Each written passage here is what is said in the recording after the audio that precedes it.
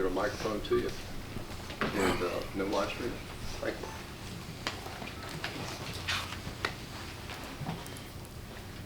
Yeah, Coach, obviously pretty good storms out there and everything. How did that affect your preparation today, and what were y'all able to get we done? We got about a third in on the field, which we wanted to be outside all day today, and unfortunately got sent in with lightning.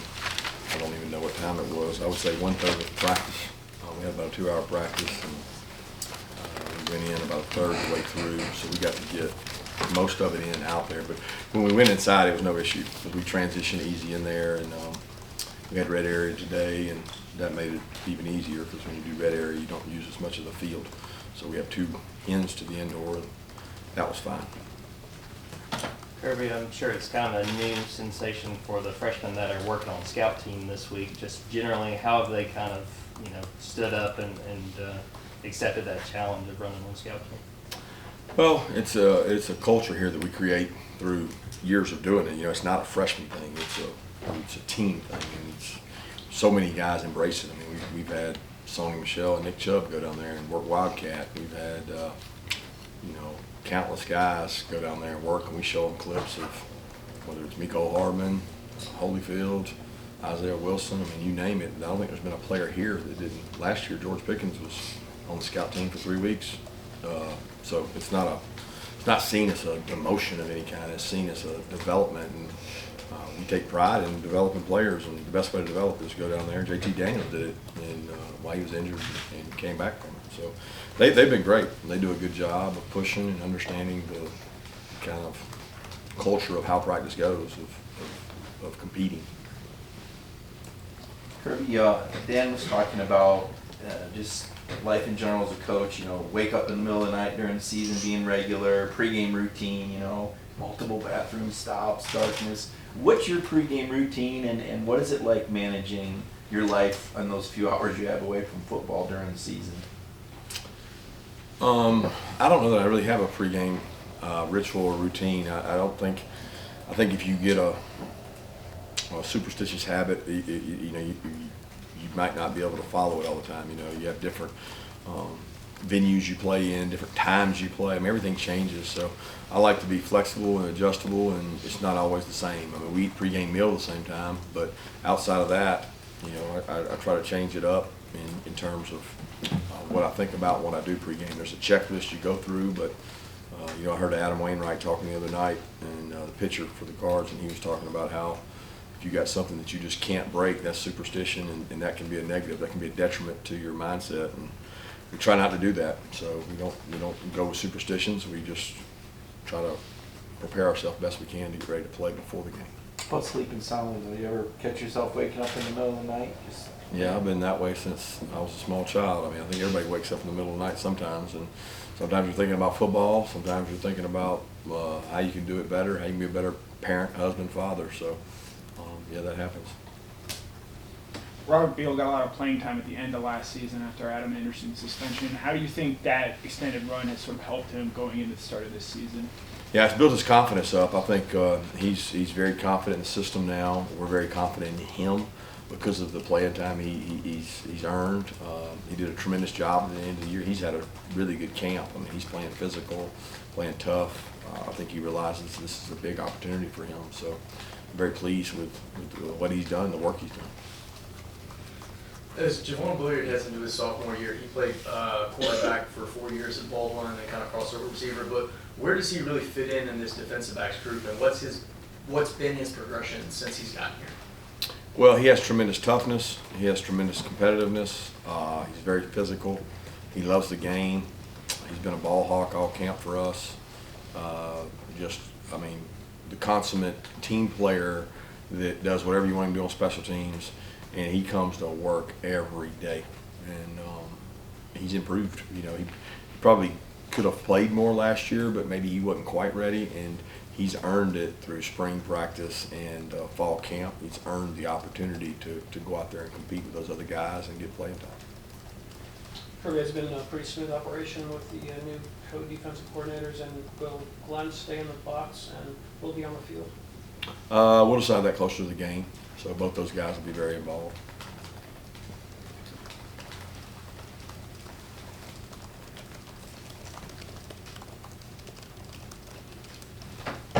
Yeah, this is really the first time in his career that Dominic Blaylock has had a normal fall camp. How do you think that has helped him, especially going back into Mercedes-Benz Stadium and looking to play a role for you guys this year? You know, I don't think he thinks about a normal fall camp. You know, he's day by day giving his best effort and making our team better. He competes every day. He's another guy that just works so hard. You know, I don't think he overanalyzes it and again thinks about superstitious things. Those are things he can't control. What he does control is how hard he works for us, how consistent he plays, and his toughness. It just kind of takes on a personality for our offense of being a guy that doesn't ever complain. Stetson made a comment the other day. He was talking about how tough it was to throw against Keely Ringo in practice when y'all go ones-on-ones. What kind of camp has he had? And, you know, obviously with, you know, the fame he got last year, have you seen him keep that compartmentalized and continue the progression you're looking for?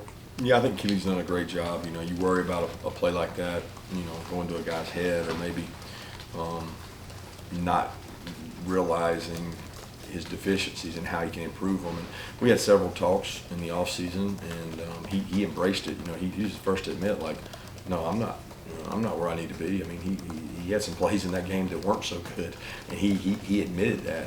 He said, I can improve, and that's what I want to do. And you know, he's been a leader. He's been an everyday work guy, and I'm expecting him to have a great season because of the work he's put in. You know, he's worked really hard to be a good player. Yeah, I guess following up on Keely, what does your mindset look like as a coach when you've got a guy who, like Chip said, had a huge play and got a lot of fame, so has a long way to go? How do you, I guess, one, praise what he has done, but two, let him know that he's still got a long way to go? You're just honest with him. I mean, be honest with him. He'd be the first to admit the play doesn't define the player, you know. And I think so many people in the fans, they want to do that, but he can't let that do that to him. Otherwise, he's limiting himself to plateauing where he is, and he can still ascend. You know, he's a young player. He's only really played 2 years of football with us, so he has a lot of things he can improve on, and he's worked really hard on them. He's gotten so much better with his tackling and his physicality, and he continues to improve on that. Kirby, you obviously had a lot of experience at Alabama turning the page after a championship. This past year's championship was, you know, different. It was 41 years in the making. How did you balance the program, you appreciating what was done, with also not dwelling on it and having the same turn the page mentality? I think the experiences there helped me because I don't see it that different. You know, I mean, we won one in 2009, and I don't know when the previous one was there. And it certainly went 40 years, but it was not recent.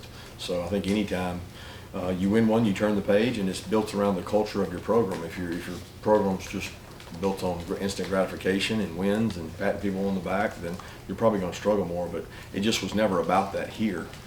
It's been about the process of how you develop players, how hard you work. It's never been about telling guys how good they are, but yet telling guys how good we can be. And that's, since we've come back from that game, we turned the page and focused on it. The distraction's been more outward in terms of media and that stuff, not inward in terms of what our team thinks about. They're not thinking about last year. They realize that this year's going to be done and based on its own merit. I think it was 1992 on Bama. Okay. There. On Eric Gilbert, he's obviously been a guy you brought a long way. Is he close to where you want him to be, where he needs to be going into the season? I don't know. It's hard to measure because I think sky's the limit in terms of his talent and things. But the consistency and performance he has to have. He has to have consistency in practice and dependability. And, that's something that he continues to work on and strive on. And I know nobody wants it any more than he does. Kirby, Oregon's wide receiver corps obviously lost some of their top guys, and some of the younger guys are now have more prominent roles. How much does it help that Brian's been in practice with them the last couple of years to kind of fill you in on a little bit personnel-wise what they have? You know, I don't know. Sometimes they can be good and bad. Maybe you know too much. Maybe, same way with Dan, he knows a lot about our guys. So, players change, players get better, players grow up. Maybe they're not the same person they were. I don't like taking information like that and making assumptions off of it. Certainly, get personnel and talk about guys, but you watch the film speaks much louder than what a coach's comments are, and we put a lot more value on that big eye in the sky than we do just what people say about players.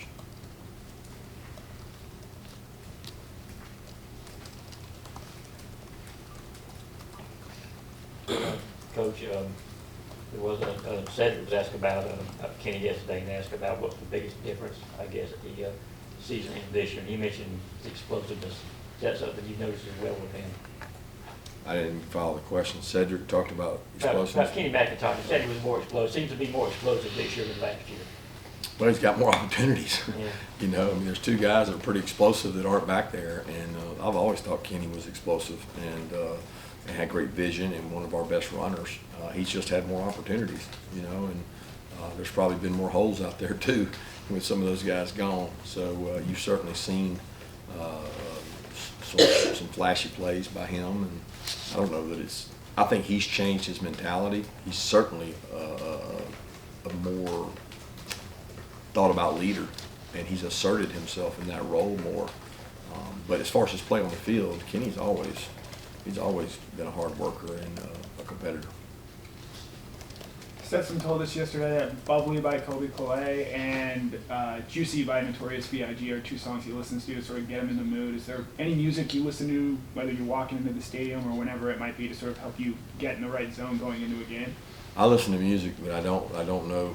I sadly don't know the names of the songs or the specifics of them. I'm not superstitious to where I have to listen to a certain thing. So I don't know those two songs. I don't know anything about those songs. I couldn't tell you anything about them. I might listen to those. I wouldn't know if I did. I do like what I listen to, but I don't really know what it is. Spotify? Yeah. Let's go to the next one if it's not what I like.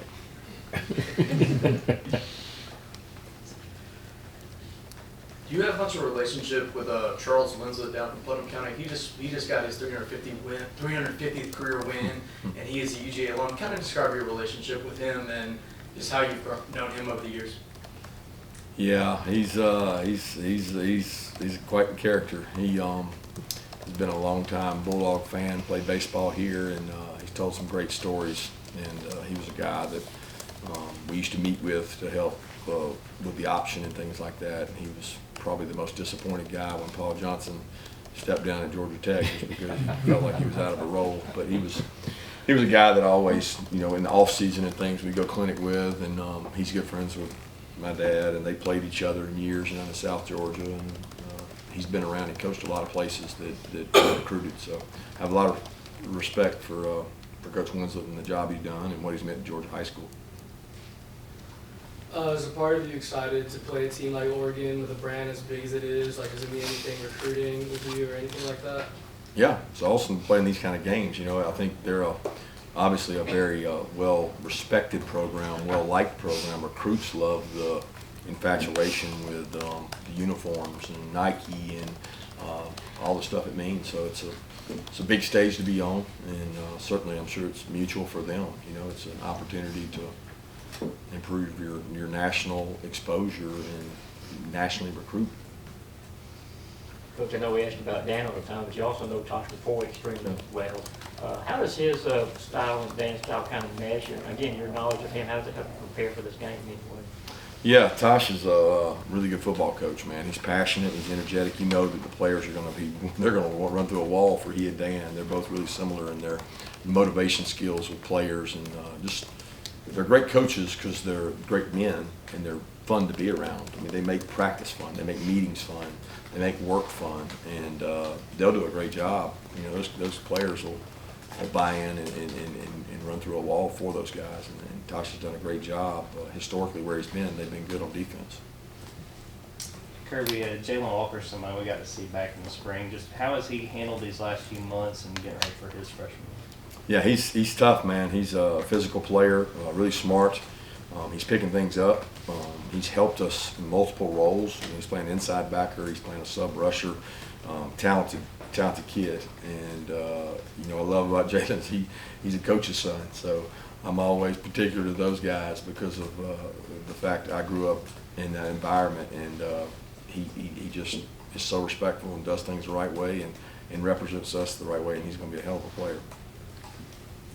So what kind of role will Dejon Edwards play as a support back this season?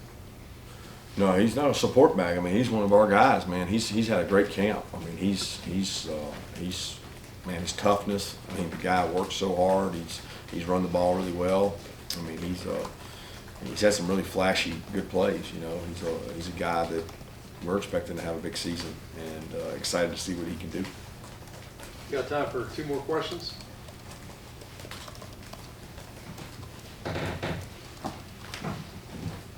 So, Coach, everybody mentions the talent that left last year, but it was mainly the leadership and the intangibles that put you guys over the top. Is there any players that you can specifically mention that have stepped into those leadership roles over the offseason?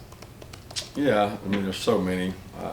Cedric Van Pran's done a great job. Pop's done a great job. Keely's done a great job. Kenny's done a great job. I mean, the tight ends, Darnell and Brock, Roderick, Warren Erickson every day. I mean, it's a lot of guys, and it's not where it's done by 2 or 3 people. It's done by committee, and I think last year's group helped show these guys how to do it, and they've embraced doing it. But we haven't had real adversity, so you find out a lot more about your team when you get some adversity. Kirby, I know you're hyper focused on this one game, so this is kind of a 10,000-foot question as far as the program and when you took it over and what you envisioned Georgia could be and what needed to happen for Georgia to be there. Is it where it needs to be? How much work is left to be done for this program to be where you would ideally like to see it? I just talked to the team about this concept of whether you think you arrived, and you never do that. Like when would you say that? I mean, when would I ever say that we're where we need to be? That doesn't exist. It's not like on a continuum. It's like you have to keep going, and we're not there. We're not close to there. We have a lot of work to do, and that's always going to be the case because you're always trying to be the best. And when you start thinking that oh, okay, I've gotten things like I want them, that's the first sign you're going to get complacent, and the first sign you're going to get bit. And that's not what we want. I want each team to be the best team they can possibly be. And by going out and having an organization where you recruit really good football players and you have great people in your staff, you give yourself the opportunity to put together a really good football team every year at the University of Georgia. You have all the support and all the things that you need to be successful, and you just got to use them the right way, and we try to do that best we can. Thanks. Thank you. We'll have a couple of players short.